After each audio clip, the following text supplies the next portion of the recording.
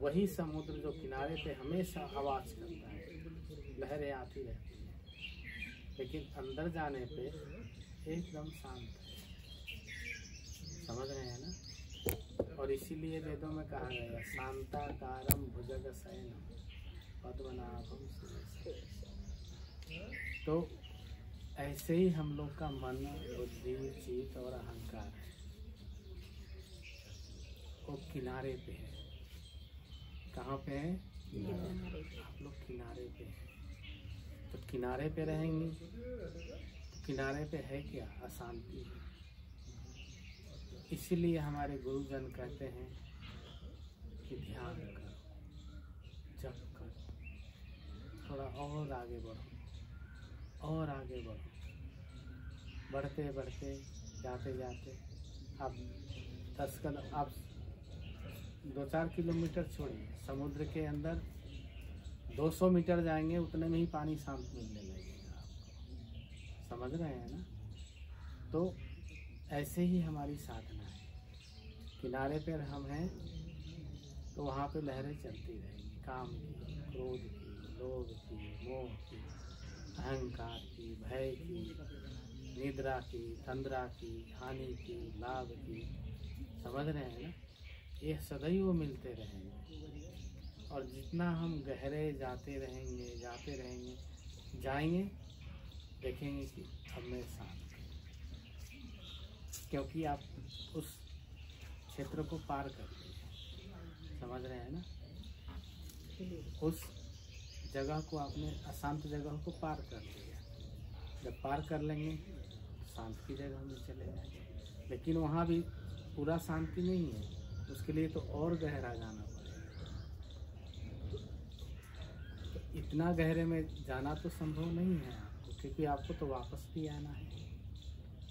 अगर आप समुद्र में 20 किलोमीटर चले गए तो 20 किलोमीटर से आने में भी घंटा 2 घंटा लगेगा, 4 घंटा भी लगेगा। ऐसे ही संसार में है, आप साधना करते करते बहुत गहरे चले जाएंगे तो आपके हस्बैंड बोलेंगे कहाँ चली गई। समझ गए ना? या आपके बच्चे बोलेंगे कहाँ चले गए, मम्मी को तबीयत खराब हुई, ले जाकर हॉस्पिटल में पटक देंगे। लेकिन मुझे जाना है।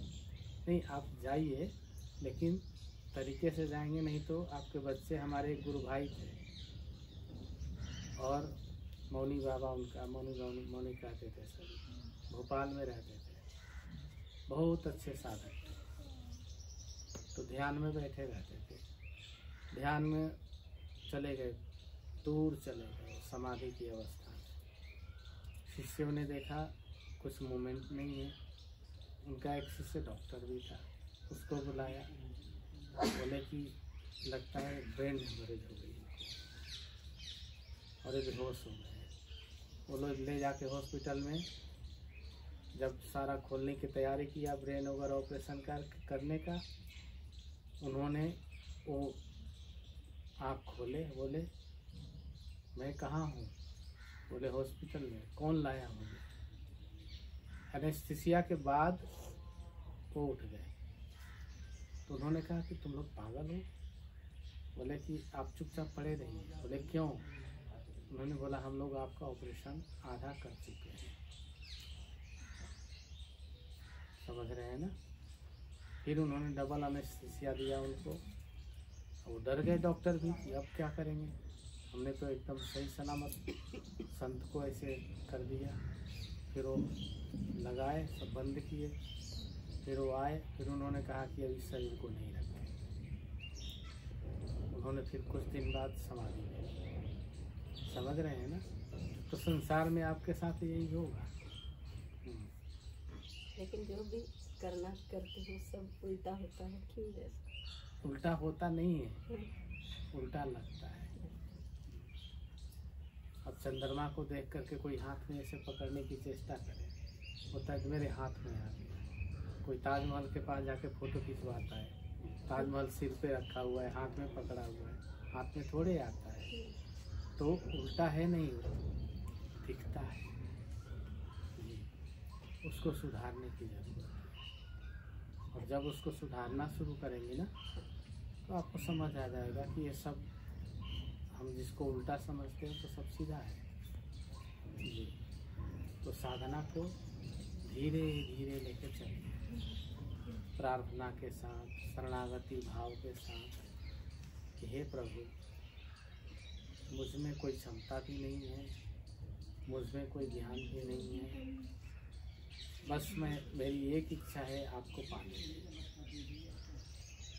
अब वो तुम ही बताओगे तुम्हें कैसे पाना है। गुरुजी ने जो बताया वो मैं कर रही हूँ। अब आगे तुम्हारी मर्जी, कितना हमारे पास आते हो या हमें बुलाते हो। समझ गए ना?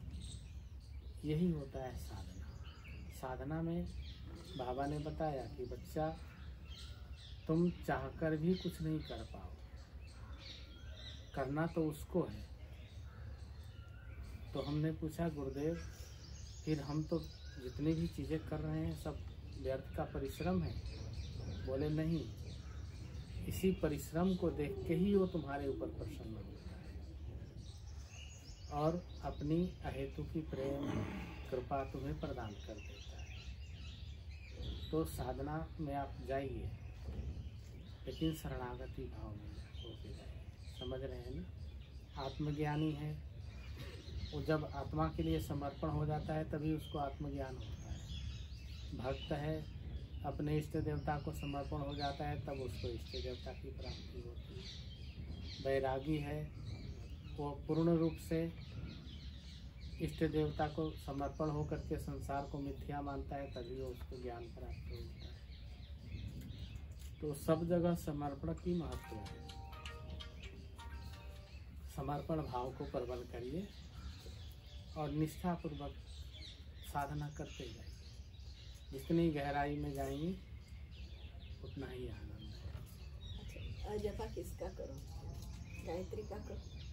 नहीं, गायत्री का जपा आप कर नहीं पाएंगे। किसका करो? जो गुरु मंत्र कहीं से लिए हैं? नहीं, हमारे जो गुरुदेव है ब्रह्ममुहूर्त ध्यान करते हैं, उन्होंने गायत्री का अजप अजप बोला है। तो एक दिन ध्यान में बैठे हुए गायत्री ओम चलते चलते ओम नमो भगवते वासुदेवाय 2-3 बार ऐसे हुआ, उसके बाद नहीं हुआ, एक ही दिन। ऐसा है ना, गायत्री का जपा जो है बहुत कठिन काम होता है, क्योंकि आप जैसे ओम भूर्भुवः स्वः बोलेंगे अंदर से और तुरंत उछल के चला जाता है आदमी, वरेण्यम भर्गो देवस्य धीमहि, बीच वाली छूट जाती है। अधिकतर होता है साधु के साथ। तो उसके लिए अजपा में आपको कठिन, उसको बोल के चाहिए। समझ रहे हैं ना? अजपा के लिए छोटे मंत्र का ही अनुसंधान करना चाहिए। गुरु मंत्र आप ले रखे हैं ना? नहीं लिया। तो गुरु मंत्र जहाँ पे आपकी श्रद्धा को लेकर के उसका अनुसंधान करिए। गायत्री का जाप बोल के करिए, क्योंकि अजपा में मंत्र शुद्ध ना हो तो वो चीज़ प्राप्त नहीं होती जो चाहिए। जो आपको चाहिए वो नहीं मिलेगा तो आप क्षुब्ध रहेंगे। इस प्रकार साधना करिए। गुरुदेव की असीम कृपा।